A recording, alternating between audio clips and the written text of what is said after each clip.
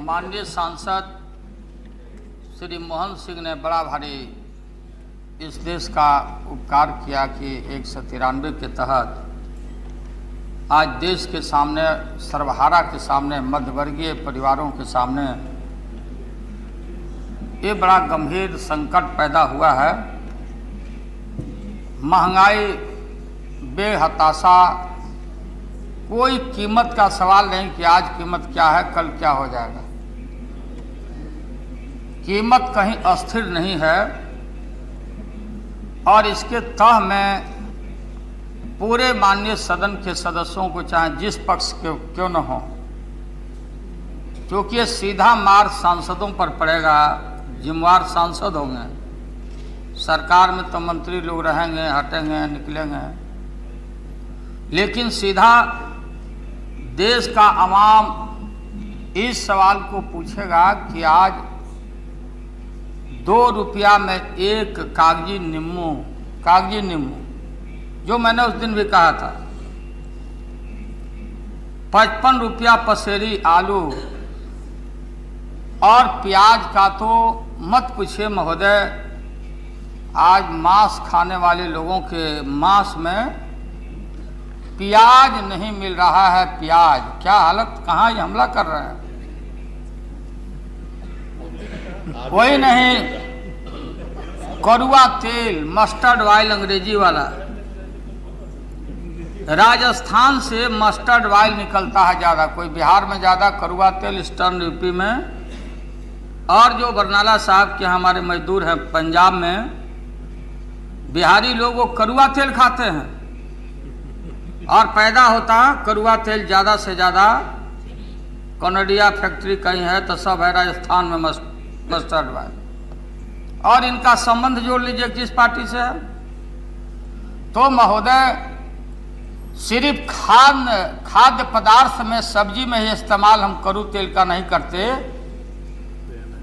स्वर्गीय लोकनायक जयप्रकाश नारायण जी ने कहा था कि उनको सुझाव दिया था विनोबा जी ने कि जब इंसान थक जाए, टायर्ड हो जाए, तो सोने के बिछावन पर जाने के पहले कड़ुआ तेल तारू में, पैर के दोनों तारों में मलवाना चाहिए।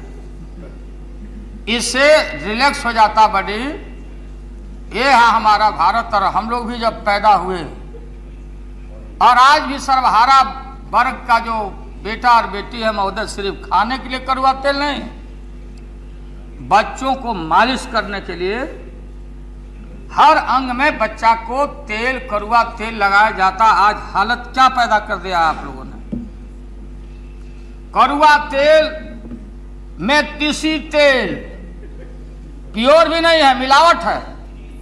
तीसी तेल, और ये कहीं अस्थिर नहीं है, चारों तरफ तबाही मची हुई है महोदय। और मैं, माननीय पाटिल जी, मुझे खुशी हुई कि वो स्टूडेंट लीडर थे, मैं भी स्टूडेंट का लीडर था, मैं प्रेसिडेंट था, मैं भी चली गई यहाँ भी सदन से बाहर। सबसे ज्यादा मार महंगाई का घर कौन चलाता? महिलाएं चलाती। महिलाओं पर सारा भार, बोझ पड़ रहा है महंगाई का। चारों तरफ घर में परिवार टूट रहा है महोदय। चारों तरफ महिलाओं के ऊपर मार पड़ते महंगाई, क्योंकि घर द्वार उनको चला रहा है।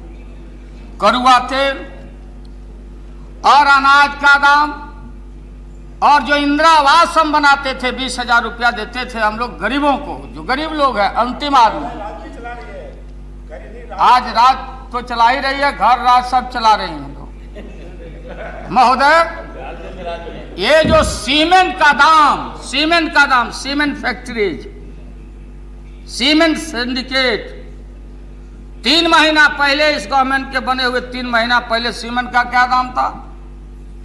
इस देश का गरीब आदमी सीमेंट के बोरिया का भाव जानता। आज बेहताशा सीमेंट का दाम बढ़ गया, 40 रुपया बोरा पर वृद्धि हो गई। कोई देखने वाला नहीं, कोई सुनने वाला नहीं।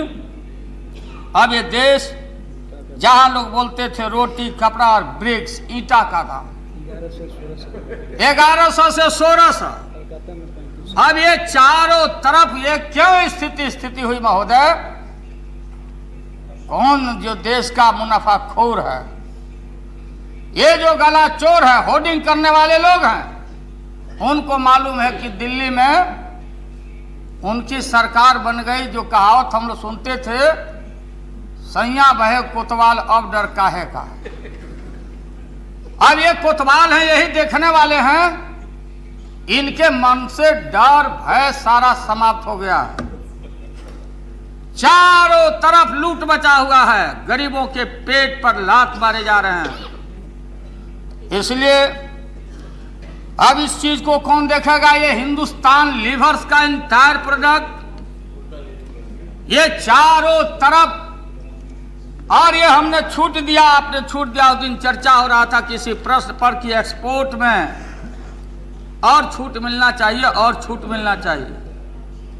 ये देश का सामान भारत सरकार को एसेस करना चाहिए, असेसमेंट कर लेना चाहिए था कि हमको अपने देश में कितनी जरूरत है सामानों का, चाहे वेजिटेबल हो या ग्रेन्स हो या राइस हो या जो भी सामान है, या बासमती चावल हो महोदय, या छोहाड़ा हो या काजू हो या किशमिश हो या गरम मसाला हो या हमारा अचार हो, इस देश में हमको जरूरत कितना खपत। आज सिर्फ चावल का दाम ही नहीं, सब्जी का नहीं महोदय, कुपोषण खो रहा है। कुपोषण के शिकार बड़े पैमाने पर लोग हो रहे हैं। आज गरीबों को पावर दूध नहीं है, सब्जी नहीं है, हरा सब्जी नहीं, अंडा नहीं, मांस नहीं, मछली नहीं। तो जो हमारी मैया जो प्रेग्नेंट बेटियां होती, जो भोजन करती, उसी से बच्चा का तन और खून और शरीर बनता है। आज हिंदुस्तान का कुपोषण और महंगाई के मार के वजह से जब हिंदुस्तान को भोजन नहीं मिलेगा, दूध पावर अरहर का मूंग का दाल, तो भारत हम कैसा पैदा करना चाहते हैं? और हम मुकाबला करने चले हैं चीन का, हम चले हैं थपथपा रहे हैं अपना पीठ, हम अणु बम विस्फोट करके या जो ब्लास्ट करके हम बोल रहे हैं मुकाबला करेंगे। आज महंगाई के वजह से चारों तरफ जो मार पड़ रहा है, कल का भारत दुबला पतला कमजोर लंगड़ा घुंगा विकलांग पैदा होगा। कौन देखेगा इन चीजों को? ये प्राइस इंडेक्स है, ये महंगाई अगर रोकने का आप काम नहीं करते, आपने 40,000 45,000 तनख्वाह बढ़ा लोगों को, आपने स्वीकार किया है, चाहे पहली वाली सरकार हो या अभी वाली सरकार हो, आपने कबूल किया कि महंगाई बढ़ी है। और दिल्ली पुलिस को या सारे अफसर और कर्मचारियों को महंगाई भत्ता आप दे रहे हैं 40,000 50,000। जब आपने कबूला है कि महंगी बढ़ी है और उस अनुरूप आप वेतन तनख्वाह दे रहे हैं, तो मार्केट में लूट मचा हुआ। कहीं आपने पदाधिकारियों के लिए और जो कर्मचारी हैं उनका भी मार्केट वही है। आमदनी हमारा 40,000। कैबिनेट सेक्रेटरी के घर में भी अगर प्याज खरीदने उनका नौकर जाता होगा तो उसी रेट पर लाता है प्याज जो एक आम आदमी, कोई आदमी जो गरीब आदमी है, रिक्शा ठेला चलाने वाला, उसी मार्केट से वो भी खरीदेगा। कैसे आप समतामूलक समाज बनाएंगे? कैसे भेदभाव को आप पाटेंगे? इसलिए महोदय मेरा ये सुझाव है कि जो हम लोगों ने उस दिन सिलेक्ट कमेटी में रेफर करवाया, 7 साल सजा नहीं 10 साल का सजा का प्रावधान होना चाहिए ब्लैक मार्केटियर्स को, और उसको कभी भी इस चीज को नहीं लाया जाए और कड़ा से कड़ा दंड देने का सरकार को प्रबंध करना चाहिए। आप जो सहयोग लेना चाहते हैं हम लोग सहयोग देंगे। महंगाई को रोकने के मामले में आज सर्वहारा और मिडिल क्लास महंगाई के मार से तबाह है। आप बोलेंगे कि आपसे तो क्या किया, कोई कुछ बोलते, कोई कुछ बोलते। ये तो सीधा एमपी माननीय जो सांसद हैं, जब आप चुनाव में जाएंगे या अपने क्षेत्रों में जाएंगे, फेंकिए अखबार में क्या छपता, क्या लिख के भेज दिया, किस चीज का क्या रेट है। आप चले जाइए अपने क्षेत्र में, मीटिंग कर लीजिए, तो पूछ तो लीजिए उनसे कि सस्ती है ना, आराम है ना? आपका हार्दिक अभिनंदन माला से किया जाएगा। चाहे हम लोग हो या कोई भी आदमी हो, आप पीछे घूम के देखें। आप ये ना देखें कि हमारी सरकार बन गई या हम बैठ गए। आप सरकार क्या होगा, सरकार का नहीं होगा। इसलिए महोदय हमने तय किया, मैं ज्यादा भाषण की बात नहीं, हम लोग आते हैं उन वर्गों तबकों के बीच से, गरीबों के बीच से, और उनके मार को हम देखते हैं जिनके तन पर कपड़ा नहीं है, जो लुंगी वाला, गंजी वाला, ठेला वाला, बैलगाड़ी वाला, जो सर्वहारा है, उनका खून चूसा जा रहा है महंगाई से, और चारों तरफ तबाही मची हुई है। इसमें आपको सोचना चाहिए, आप कौन सा कार्यक्रम बनाना चाहते हैं महंगाई रोकने के लिए। हम लोगों ने आपको कहा, यहाँ संसद में हमने अपने प्रिविलेज का इस्तेमाल किया। अगर आप नहीं सुनते हैं, सारा देश मानता है कि कमर तोड़ महंगाई है। जब से बीजेपी आई है यहाँ कमर टूट रहा है गरीबों का।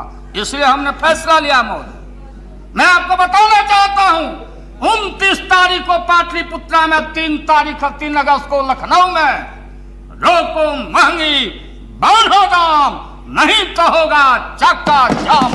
हम लोगों ने फैसला लिया है, जेल भरेंगे, सड़कों पर लोग आने को तैयार हैं। इसलिए अगर संभलना आप चाहते तो समझ जाइए। आपको रोको महंगी बढ़ो दाम, नहीं तो होगा चक्का जाम। जब से बीजेपी आई है कमर तोड़ महंगाई है। इससे आप बच नहीं सकते, आप बच नहीं सकते इन चीजों से।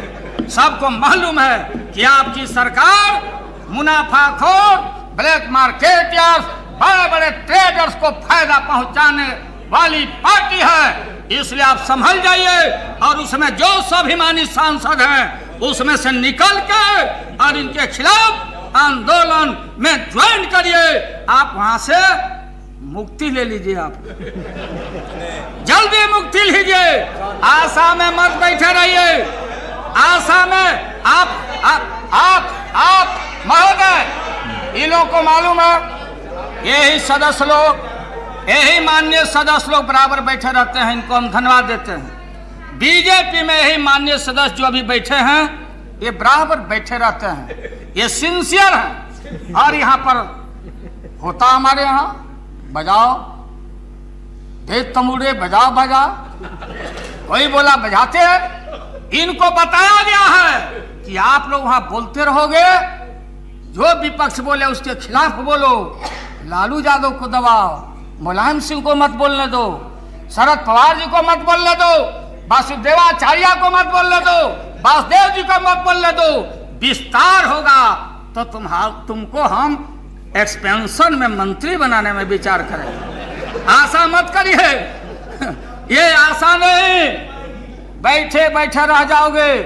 हम भी बैठे रहे बहुत दिन तक, हम भी बहुत दिन तक आशा लगा रहे।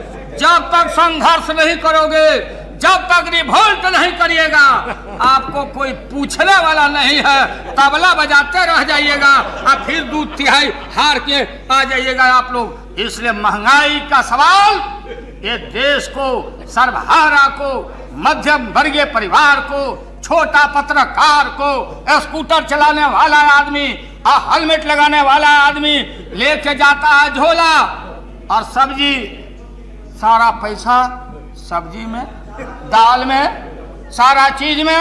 एक्सपोर्ट बंद करिए, जो जरूरत है उसको रख के एक्सपोर्ट आप करिए। एक्सपोर्ट करना बंद करिए, और गला चोर मुनाफाखोर को डांड में रस्सा बांध के और उसको जेल के सिगजों में जिस दिन आप बंद करेंगे, तब हम समझेंगे कि आपकी नीयत ठीक है महोदय। यही सुझाव देकर मैं, और ये बात और आंदोलन हमारा कोई आज नहीं। हम लोगों ने मुलायम सिंह यादव जी की पार्टी और हमारी पार्टी, हम इस देश को और देश के गरीबों को इनके मर्जी और इनके हाथों में भूखो हम देखेंगे नहीं, देखना नहीं चाहते। इसलिए अब याचना नहीं, अब रण होगा, अब युद्ध होगा। अब रण क्षेत्र में इनको हम लोग पछाड़ेंगे और इनको हम प्रस्त करेंगे जन आंदोलन के माध्यम से। ये देश का डेमोक्रेसी में जनता महान है, गरीब महान है, हम पब्लिक सर्वेंट हैं और हम लोगों को यहाँ बैठ के और मोहन सिंह ने बड़ा अच्छा काम किया है कि 193 इस सवाल को रेज करके और सभी माननीय सदस्यों को मौका दिया। हम आह्वान करते हैं इनमें भी जो गरीब वर्गों के प्रति थोड़ा भी चिंता सांसदों में है और हमारे बीजू बाबू के सुपुत्र माननीय मंत्री उधर बैठे हुए हैं, आपको तो कम से कम उड़ीसा में गरीबों की जो हालत है, जो ट्राइबल की हालत है, जो सोमालिया का हालत होने वाला है, आप जैसे लोगों को वहां ज्यादा देर तक नहीं बैठना चाहिए। इसी सवाल को लेकर के आपको निकल जाना चाहिए और आना चाहिए महंगाई के सवाल में। सुश्री ममता बनर्जी, कांग्रेस की सरकार है और करीबन 50 साल जो आजादी के हुए हैं कांग्रेस ही बैठी हुई है इस देश पे। सुश्री ममता बनर्जी, अरे तो अभी तो बाबू शांति साल तक कांग्रेस में थे। शांति शांति। बीजू पटनायक जी 25-30 साल कांग्रेस में थे और देश बनाने में बड़ा योगदान है उनका। शांति शांति शांति।